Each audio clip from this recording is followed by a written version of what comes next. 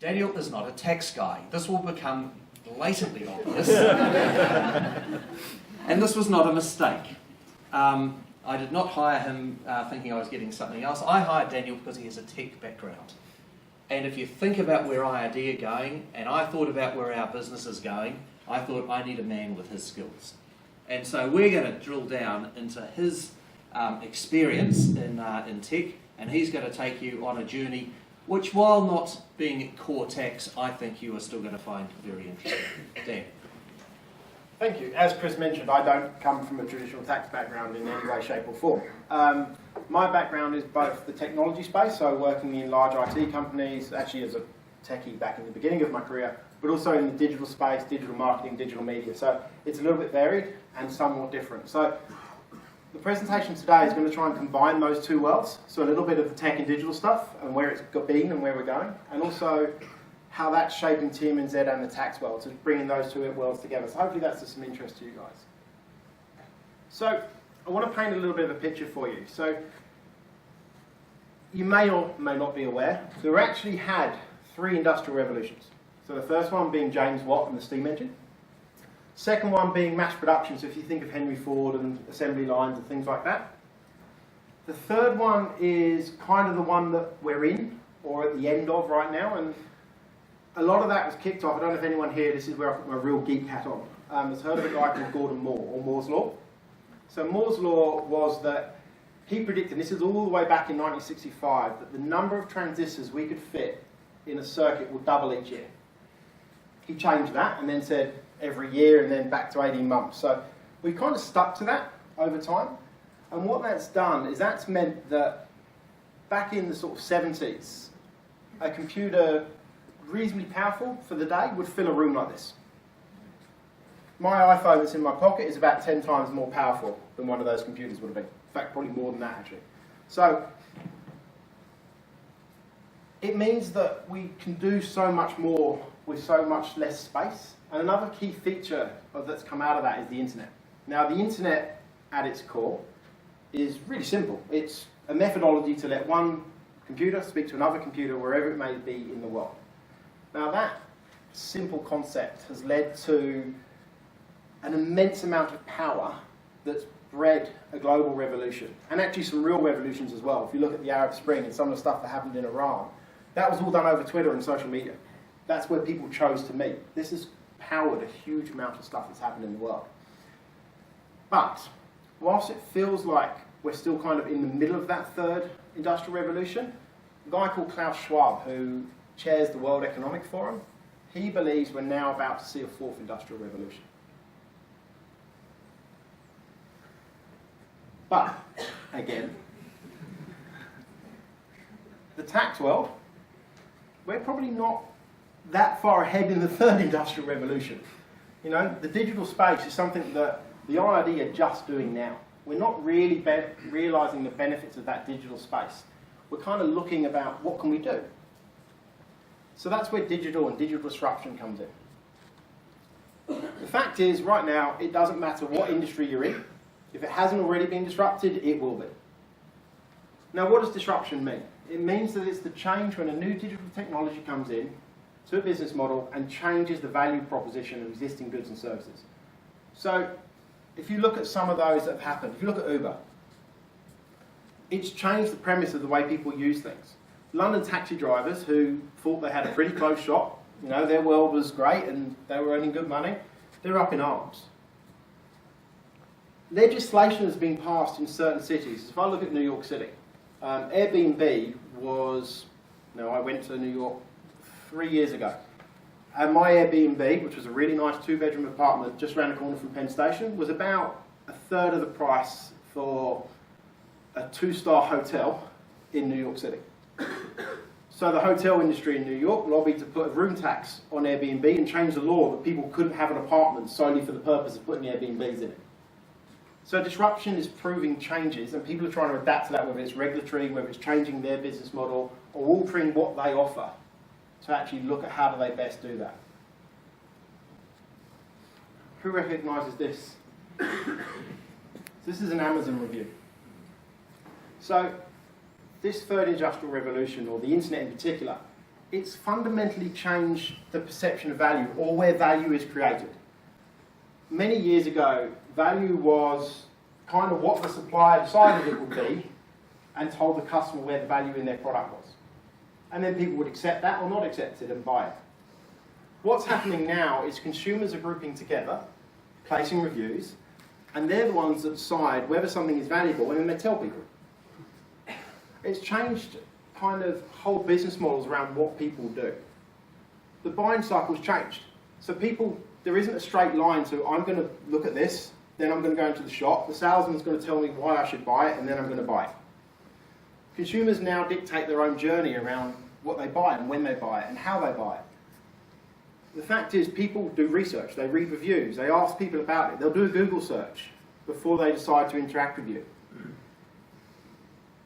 In fact, approximately 70 cents of every single dollar spent in New Zealand today is influenced by digital in one way or another. If you're a business owner, which I'm assuming a fair few of you here are, and you don't have a website, you don't have a digital presence, you don't allow people to interact with you online, you're effectively competing for 30 cents of every dollar that could be spent with you. It's changed a lot of traditional concepts. So if I look in London, or I look in New York City, people don't own cars as much. It's hard to park, it's expensive, there's congestion charges. They don't do it. So there's car sharing platforms, whether it's Uber or Lyft, where you actually book a ride, or something similar to CityGo, which is in Wellington. You can actually, car hop, sorry. You can actually choose to not own a car, but rent a car on demand. I need a car today, I'll just pay for a couple of hours and I'll drop it off again. Or, for people who use freelancers, or want design done, or want some work done that's kind of they wouldn't use all the time, they don't want to employ someone, don't go through contracts, you go to Fiverr or you go to freelancer.com and you interact with someone on the other side of the world who you've never met, you know nothing about, but you've looked at the reviews they got on that platform and choose to engage them on a per capita basis or a per DM basis.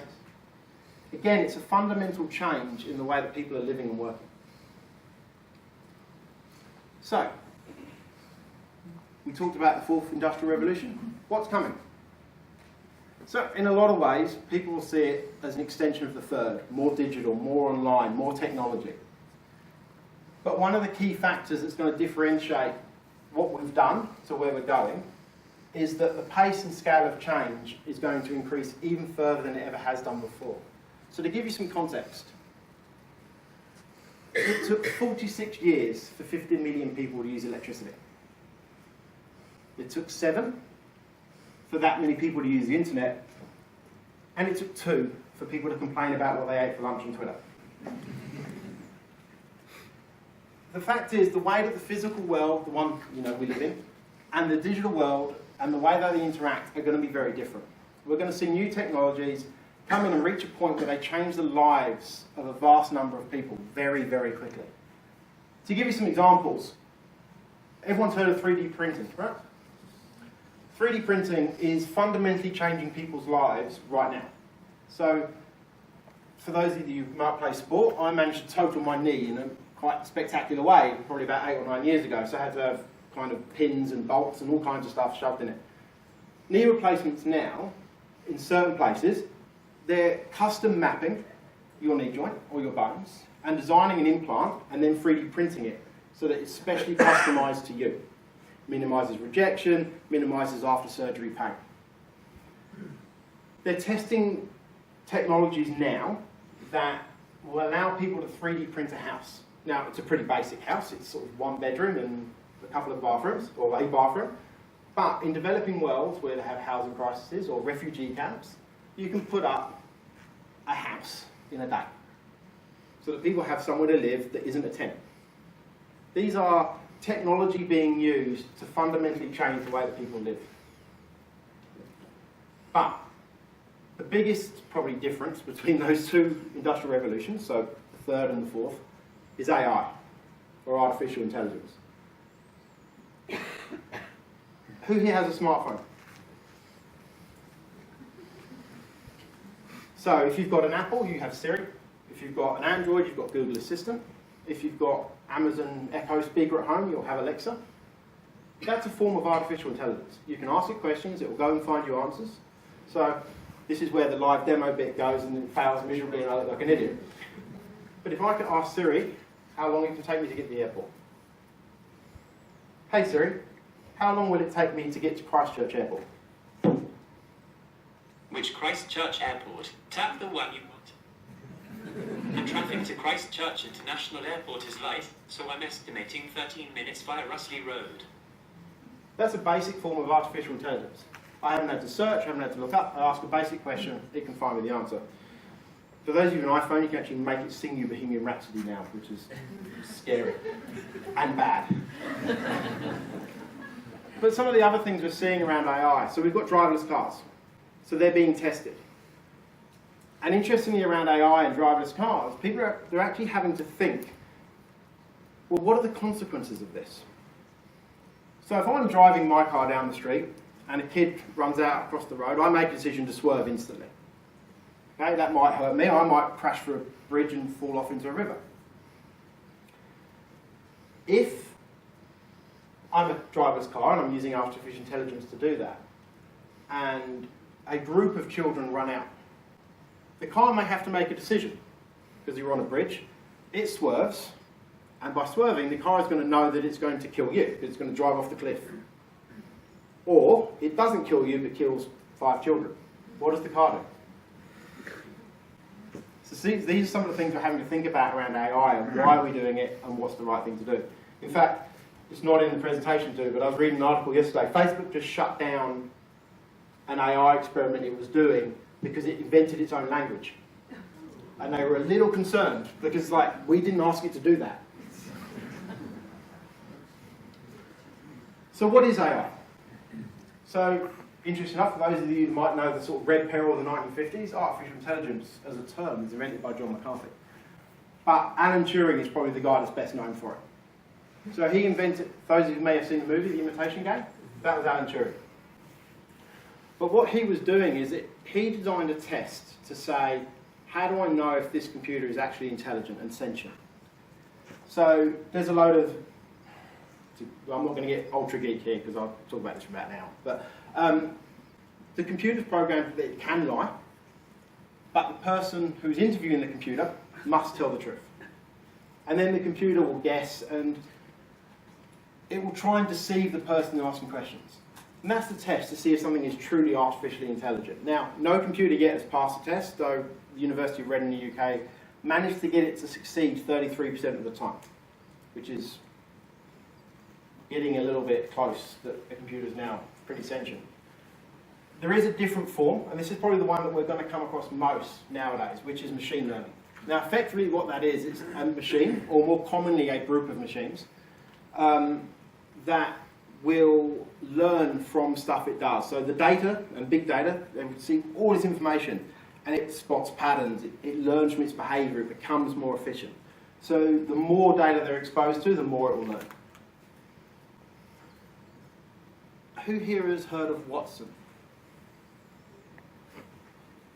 So, Watson, which is IBM's supercomputer as it was, probably best known in the early days for beating Garry Kasparov at chess, who was very grumpy about it, but is now has done some fascinating writing and podcasts on artificial intelligence, and he's a big proponent of it. Wasn't named after Dr. Watson from the Sherlock Holmes movie, it was actually named after IBM's first CEO. But it's been really clever. So Watson has now beaten previous winners of the quiz show Jeopardy, which is not an easy thing, because Jeopardy isn't a logical question. You're trying to find the question for an answer. So for a computer to do that is against what it would normally do. But from 2013, IBM has made Watson available to healthcare in the USA. And it's actually now determining the optimum treatment for lung cancer patients. So doctors input a load of fields and information around the patient's records and going, how should we treat this? And Watson's giving them the answer and seeing some fantastic results. It's also learning from the data it gets. Now, but not always the way we think it would do. Watson was taught to speak English as its first language. It's an American company, it makes sense. They then went and taught it Japanese. And its English got better. And then they taught it a third language, and both English and Japanese got better. So it's actually learning how to learn, which is and it's I think it's now 9 languages that Watson can now speak, and it interacts with 2 billion people worldwide in different forms. And they're looking at ways that it would work. So in the financial sector, it's looking at things like insurance claims and detecting fraud. It's looking at, in the tax world, we could look at things like what's a tax expense, what is deductible, what isn't, and making logical decisions so your tax returns could be filed automatically based on artificial intelligence.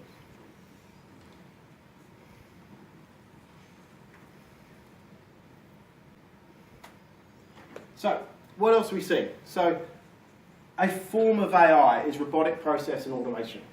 Robotic and process automation. Now, according to McKinsey, 45% of all activities people are currently paid to do could be automated. So to put that in a different context, that's 60% of all occupations could see 30% of what their basic activities are automated. And that's now. That isn't 10 years in the future, that's right now, using existing technologies that are currently available. So look, we've seen kind of basic tasks. Manufacturing, cars aren't made by people anymore. They're made by robots on an assembly line. We're seeing things like end-to-end processes and cognitive technologies learn and reach a high level of performance. One of the sort of larger national firms is now doing FBT compliance using robotics automation. My mouse has stopped working. So what does that mean? The fact is we're getting huge amounts of data that we now need to understand, and we need to process that information and make logical decisions there. And tax is no different to that. We talked a lot, you saw the IRD present earlier today about real-time information and real-time tax decisions. That's great if you understand what your tax position is. That's one thing for a small company using Xero. That's very different for a large multinational with many different things going on. But using big data, AI and automation, that stuff is possible. It's possible to look and go, I'm going to interpret this, make a decision, look at this information, and do it in a fraction of the time that a human being could do. But also, it's also going to change the way the tax can be viewed. It's traditionally been seen as a look back. What was my position back then? But actually, as we look at data, we can start to actually make some intelligent decisions and predictions. What will my tax liability be based on the conversion rates that my customers do? Based on my predicted sales over the next 12 months, 6 months, 18 months, 2 years, 3 years, because all this data gives us the information to make those predictions. So, as we're able to see statuses in real time, we can make decisions about how you as advisors and tax professionals can actually advise and become parts of your business in ways that you haven't perhaps seen before. So what does that mean for you? What does that mean for tax advisors? Well, we're seeing a movement to a gig economy. We talked about that before with freelancer.com and Fiverr and these things. Potentially that means the same for you. It isn't a particularly new concept, right? Short-term advisory work is what most practices do. That's your business. You do engage in ways often that are, hey, I've got a tax return, I'll do that. You have longer relationships, but often the work is segmented in short terms. What is different is how we can do this. You don't need to be in the same city. You don't even need to be in the same country or the same time zone as the people that you're working with. People are less likely in the future to be tied to a single entity, and they're going to become part of, it's a bit of a cheesy phrase, but a human cloud. There's a bit of a cloud washing where everything is now cloud. But the question of that is, will that greater freedom of work and how you do it lead to greater stress? Sort of the early 2000s, one of the kind of catch work phrases was work-life balance. Kind of that phrase is changing. People are now talking work-life integration. If you look at things like flexi-work or remote working or where you can work and when you can work, the tie to the traditional sort of 9 to 5, that's moving and blending. So people will go home at 3 o'clock for their kids, pick them up from school, but then work again from 6. Whatever suits them and suits their customers is what will actually matter, not necessarily prescribed time at a desk. with all this change, always comes opportunity. So, as tax professionals or financial professionals, your expertise is likely to be asked for in different ways. We look at being seen as a broader set of opportunities. There's a potential that you won't necessarily be asked. It won't necessarily be your sort of technical expertise, but your ability to think and your ability to be smart and intelligent that'll actually be the valuable piece of offering. So, bring that back to TMNZ. So, when we launched, sort of back in 2002, we didn't have dashboards or a logged-in area. We didn't even email out statements. You got a print out and something stuck in a letter that turned up in your letterbox, and that seemed to be suitable for everybody.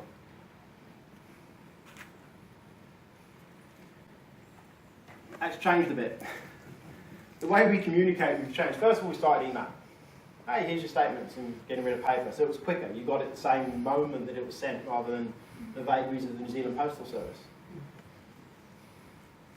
We started looking at how do we integrate and looking at making those statements automatically. So if you've got a flexi-tax, that statement you get each email, someone doesn't sit there and type that out. It's automatically generated an email to you based on the information that we have in our system. We're driving new things around efficiency and managing costs. Look, we're not at the bleeding edge of automation. We're not trying to say, hey, look, we've harnessed AI and everything you want done is done by a supercomputer in a room. But we are efficiently and intelligently using technology to make your lives better and really look at what we can do. So some of the things that we've done, because you've asked us to, is dashboards. So we constantly work on improving these, giving you a self-service area so that you can have a look, check your own statements, raise your own requests, make you able to be self-sufficient rather than having to wait for us to get back to you.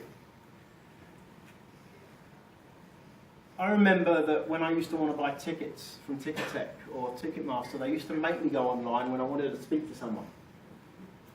I don't want to speak to anyone anymore. I just want to do it online because it's quicker and easier, and generally I know better than the person on the end of the phone does. We kind of want you to be able to do the same thing. And this is also driven by a lot of what we see in technology is, again, another buzzword, but it's consumerization. Typically, the stuff that you see in your personal life around technology will very, very rapidly be kind of matched in the business world. Our biggest priority for development now and going forward is that logged in area that you guys will have used. It's not just agents, our direct clients want to use it for convenience. It's just being able to log on your phone, on your computer, see what your balances are, make those requests, and we continually are looking to develop and improve that. So you'll often get people in these sort of environments stand up and know the guys from ID, look, if you've got feedback, please come and tell us. We actually really genuinely mean that. We've already made changes. So we did a rollout and an update a few months ago, and we got some feedback sort of specifically around a quote calculator that disappeared. People weren't overly happy with that. They said, look, we'd really like that back, so we put it back, and we improved it, and we changed it. And we're about to roll out another raft of changes based on the feedback that you've given us.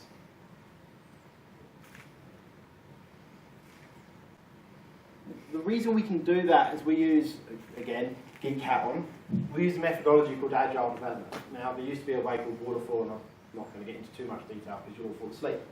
But agile development means that we take feedback, look at how we can do it, come up with a plan, make those changes. So we're continually developing. It's very similar to what Xero do, very similar to what Venn do. All of these sort of, we're as much a technology company, which is probably why I have a job, as we are as a tax pooling company nowadays. We also want to make sure we don't confuse you. So we try and use everyday terms, we try and use everyday language. So that dashboard is written in real English. It's got a little hover over points. If you see an eye, you can hover over it or a question mark, and it will tell you what you need to do. So it's pretty simple to use. For those of you here that want some help, Penny here will come out and see you and show you how to use it. The fact is, the world is online. It's digital. I think I kind of laboured that point probably slightly. We see ourselves as no different. We need to make sure that we're online for you and that we're making it as easy for you to do business with us and for you to do business with your clients.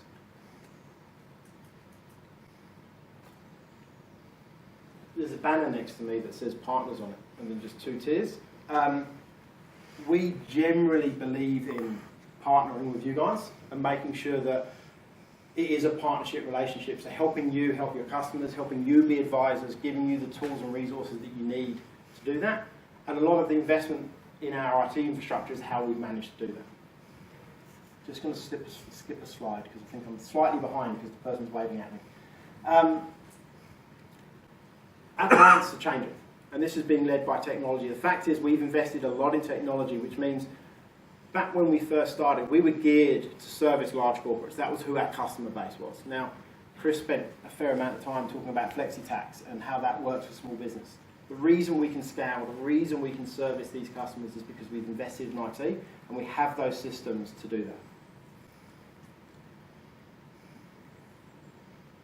I'm going to skip that slide because I'm just behind schedule.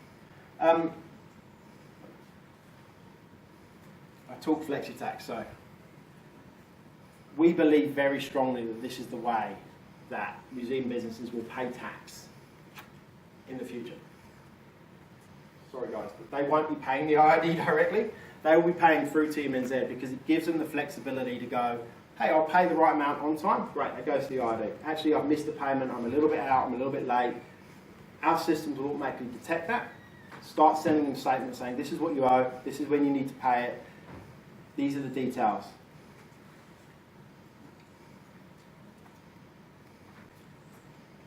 So what does that mean for us? What does it mean for our business?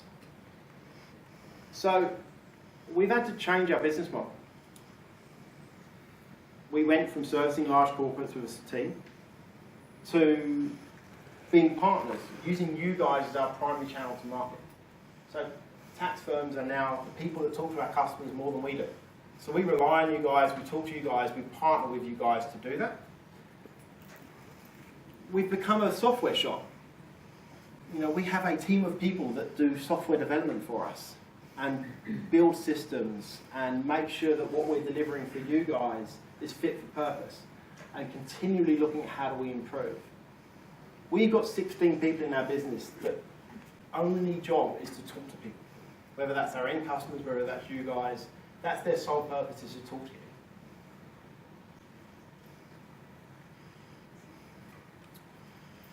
So what does that mean for you? What does that mean for your business?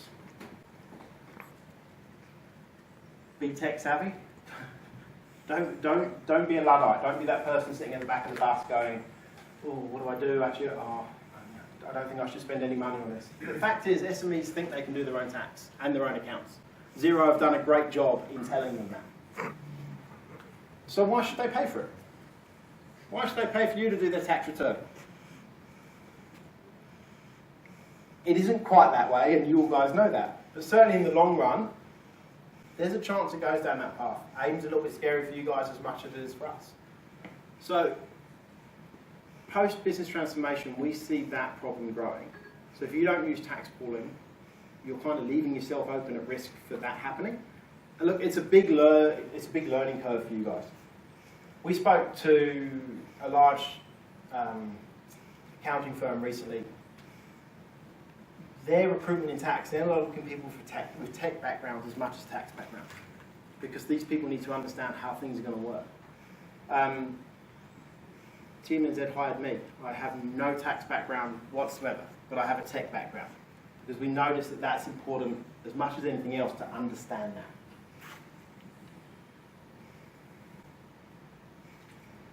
So this is my final slide. Sighs of relief through the room. I know I'm between you and beer, so I will try and hurry up on the slide. If I'm a New Zealand business, I will invest in technology, and I will invest in technology now. Now, there's always a temptation to wait. Oh, the next big thing's coming. What I'm about to spend my money on is going to be obsolete immediately. Yes, it probably will be. But the fact is, you've got to start somewhere, and unless you start the journey, you're continually going to be waiting to start that journey. You need to make sure you do it. The more you wait, the further behind your competitors you're going to be. But it's not just about technology, it's about people. You need to align your technology strategy and your workforce strategy. A lot of people think that jobs are going to disappear. That's not true. The jobs are going to change, but they're not going to go away. So you need to be adaptive, help your team understand what training they need, how do they change, what do they do. And ultimately, any business decision you make, any business dealing you have is about value. How do I create value? How do I capture value? So we're generating huge amounts of data, and rich tax analytics can provide a greater understanding for you and for broader businesses. And be mindful of where that data ends up. Thank you.